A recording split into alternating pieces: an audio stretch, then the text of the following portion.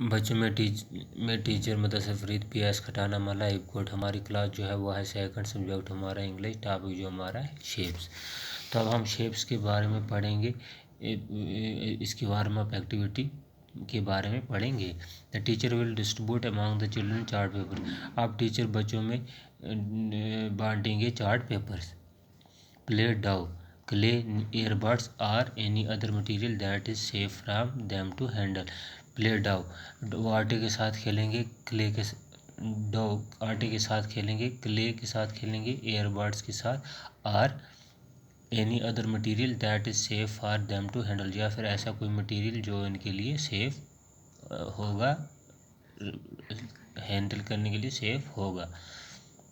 She will ask them to make different shapes। उस्ताद अब उनसे कहेगा कि इसकी मुख्तलिफ शक्लें बनाओ। The children can make shapes। अब बच्चे बना सकते हैं शक्लें।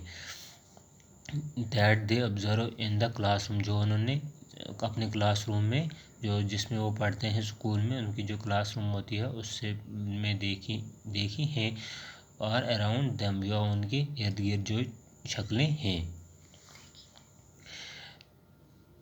They will colour the shapes made from the chart papers.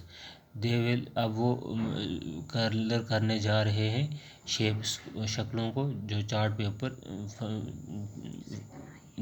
Paper से बनाई हैं। And draw smileys on them, और उनमें स्माइलीज ड्रा करेंगे।